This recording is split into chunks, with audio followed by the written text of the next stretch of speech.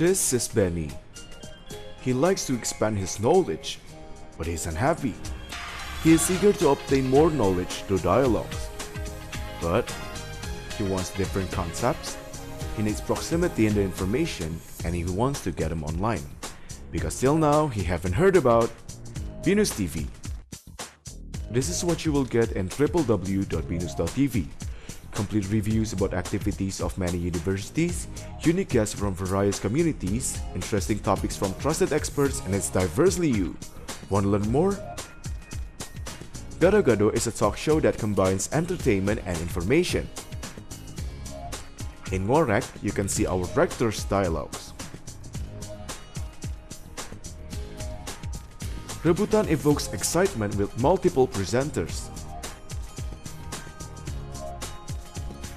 Binus Media Forum invites professionals to have a sharing session. So now, Benny can be happy again. Because he's entertained and informed, he got interesting knowledge, and our talk show are variative. And what about you? So get into our conversations on www.binus.tv.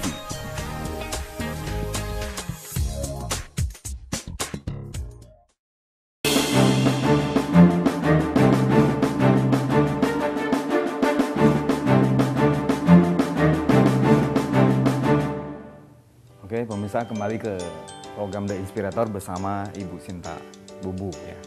Nah, jadi banyak dikenal Sinta Bubu ya. Iya, jadi last name saya. Ya, karena company-nya Bubu ya. Jadi tadi kita bicara tentang bagaimana mengembangkan startup dan sebagainya. Kalau menurut Bu Sinta itu syarat-syarat atau ciri-ciri satu startup yang berhasil itu seperti apa? Mungkin yang mungkin saya bisa jelaskan tuh bagaimana sih ciri-ciri seorang wira swasta ya. Sebenarnya nggak usah harus jadi technopreneur, mau jadi wira swasta dimanapun, kita sebagai wira swasta tuh harus tahan banting satu ya. Karena lika-likunya pasti jalannya panjang sekali dan kita nggak harus gampang giving up. Karena apa yang kita jalankan kalau bisa tuh harus dari passion ya kita. Kalau memang udah passionate dengan apa yang kita jalankan, mau lagi down, mau lagi up, itu kita pasti lebih bisa apa namanya stay afloat ya dengan perusahaannya, nggak one day you're down and then you decide to quit. Itu ya memang harus namanya jadi wira swasta itu naik turunnya banyak sekali. Jadi memang harus tahan banting, harus kreatif, harus bisa cepat make decision ya. Kalau memang harus ada sesuatu yang kita decide hari ini, jangan ditunda-tunda besok. Nah, untuk technopreneur sendiri, kalau dari yang saya lihat kunci suksesnya adalah kalau mereka juga selain dari anak-anaknya sendiri atau wira swastanya sendiri, kita harus lihat apakah produknya itu bisa sustain, mempunyai bisnis model yang bagus ya. Karena kalau memang tidak ada bisnis modelnya, ya bagaimana kita bisa membesarkan sebuah perusahaan? Karena kita harus menghidupi karyawan kita kan. Betul. Jadi kita harus lihat dari sisi bisnis modelnya juga, apakah produk ini cocok dengan marketnya. Kita harus lihat siapa marketnya, and then we have to learn how to distribute it ya. Jadi dari situ yang kita juga lihat.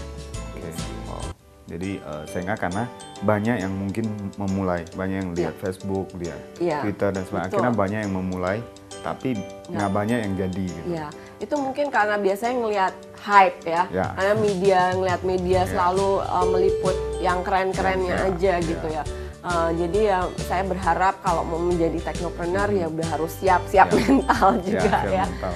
Dan siap untuk nggak tidur karena harus ada deadline untuk supaya ini produk selesai atau dan juga harus siap. Memang semua ada yang jatuh bangunnya, ada kita lagi sukses atau lagi down, itu pasti terusan nggak bisa stable untuk kita sukses. Karena momentum.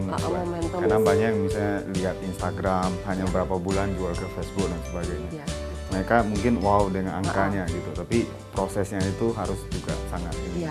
Dan sometimes mungkin juga saya melihat yang ada di media itu terlalu cantik ya, nggak dikasih lihat belakang-belakangnya gitu. Mungkin I'm sure seperti contohnya dengan Instagram dan Facebook itu tidak semudah Tidak itu untuk semudah itu, ya. setahu saya mereka sendiri juga masih 20 orang sampai hari ini. Walaupun ya. udah ceritanya dibeli Facebook untuk $1 billion ya. Ya. Itu karena mereka akhirnya menggunakan tim Facebook untuk membesarkan. Jadi ada advantage. Nah, kita juga sebagai technopreneur harus punya visi yang jelas. Apa sih yang mau kita jalankan? Apakah produk yang kita buat ini menjawab sesuatu solusi untuk sebuah problem? Itu juga bagus kalau kita bisa menjawab sebuah problem dan produk ini menjadi solusi. That's a good one. I mean, at least we know somebody will use it. Karena orang lihat future-nya dari seperti Instagram mungkin belum sempurna, tapi karena sesuatu yang menjawabnya. Karena sekarang orang mobile suka foto dan sebagainya. Lebih gampang. Nah, kalau bicara tentang inspiring anak-anak muda untuk startup dan sebagainya, kira-kira saran Bu Sinta ke pemirsa Binus TV apa? Kalau boleh disarankan untuk khususnya pemirsa yang anak muda yang mungkin interestnya di IT atau juga bidang lain. Kuncinya satu, cari sesuatu yang memang your passion ya. Saya selalu menekankan itu kepada semua technopreneur karena kita itu kalau passionate dengan sesuatu, kita will try to do our best ya. Nggak mungkin nanti kalau kita kita passion dengan sesuatu terus kita meninggalkan begitu aja ya. Terus kedua, memang kita harus persisten, kita harus kreatif dan harus disiplin. Itu kunci banget. Kalau kita nggak kreatif, kita nggak bisa move forwardnya dengan mudah gitu ya. Jadi harus think out of the box ya. Ya, betul. Oke. Jadi ini saran yang sangat luar biasa. Dan terakhir saya lihat Bu Sinta dari kegiatan selama ini akhirnya banyak juga diliput media. Dan terakhir saya lihat di Forbes Indonesia sebagai inspiring woman. Jadi bagaimana satu wirausaha dari bidang digital juga bisa masuk ke Forbes. Ini yang luar biasa sekali. Nah, dan kegiatan juga banyak kaitan dengan batik dan sebagainya kira-kira. Ya, kebetulan saya memang, I call myself a batik evangelist. Maksudnya biar batik bisa dikenal di luar sih, dan bisa menjadi sebuah, saya pengennya batik itu juga dilihat orang sebagai art. Ya. Karena untuk membuat batik itu sulit banget, nggak mudah ya. Dan nggak semua orang bisa. Itu dari hobi atau memang ada satu target tertentu dan sebagainya? Sih, lebih ke hobi karena saya dari kecil memang udah suka batik. Oke, kayak kita lihat kantornya ini banyak sekali seni budaya. Nah, kalau kita bicara ke depan, kira-kira kegiatan Bu Sinta apa?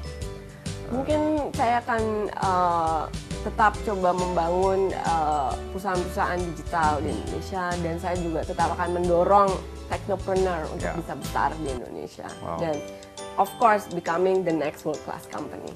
Yes, luar biasa. Nah, impian Bu Sinta yang terbesar ke depan apa? The next big thing-nya apa? Impian saya tuh, saya pengen lihat ada perusahaan dari Indonesia yang bisa terkenal seperti Facebook, seperti Instagram, yang jadi ada lebih banyak Mark Zuckerberg dari Indonesia. Yes. So sehingga orang nggak lihat Indonesia hanya pasar yang empuk atau user aja. Ya, bukan hanya pasar. Betul, karena semua mereka lihat ke Indonesia karena market kita besar. Ya. So ini pasti luar biasa sekali. Saya doakan juga sukses untuk perusahaannya. Terima kasih. Ya, senang sekali sharing dengan Bu Sinta. Terima kasih atas waktunya. Thank you. Dan pemirsa Binus TV, seperti tadi Bu Sinta sudah sharing di mana untuk membangun satu bisnis, satu startup yang baru harus mulai dari passion kita. Dan tentunya dengan persisten, kreativitas, dan satu mimpi yang besar, maka semua bisa jadi kenyataan. Starting dari awal yang benar dan jalani prosesnya, saya yakin Anda juga bisa menjadi satu orang yang luar biasa dan jadi anak muda yang sukses. Ya, semoga program ini bermanfaat dan sampai ketemu di episode berikutnya. Terima kasih.